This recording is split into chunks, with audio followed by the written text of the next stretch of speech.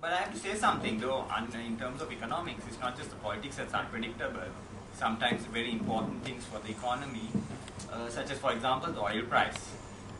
6 months ago, nobody was predicting the oil price would fall like this.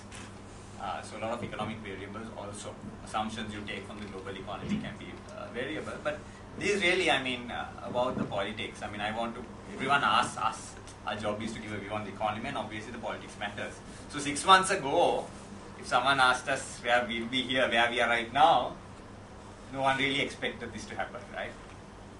And then even if you take the 100 days, I was making it, you had the regime change happen the way it happened. Then after that, we had the budget, and I would say the shock to the private sector in terms of, for example, the super games tax and all that. And I'm very happy to see the representative from the JVP here. I was joking. No, I was joking. No, I actually, because this slide I've been showing so by corporate clients, because I was saying, now we've had all these surprises. All we need right now is the JVP standing up for the private sector. And then I saw it.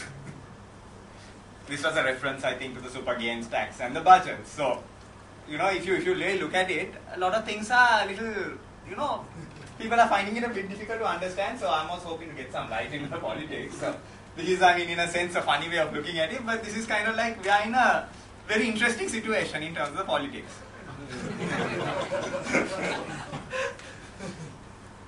Okay, so what I'm going to do is give some overall perspectives. One of the things we try to do is be very time efficient. So quickly, I won't go into the usual stuff about GDP, fiscal deficits, all that. Many of you are familiar with that. But I will talk about some of the things very related to that you may not be that aware of. Of course, I have sometimes talked about it in other forums. So if you look at the economy, key things to mind, in terms of presentation, is our economy is coming from a very depressed consumption state. Though these GDP growth numbers are very high, you are not seeing people having the money to spend. Okay? And I think if you look at the politics, that really in a way explains a lot of the change. People were not doing well despite all these GDP numbers. And of course there is this whole question of whether the GDP numbers were manipulated, but even within the GDP numbers of the central bank, there's a number called the consumption number. That was the worst in 15 years, the growth rate in consumption. GDP growth 8%, worst growth rate in consumption. So it was even reflected in the official statistics. Okay?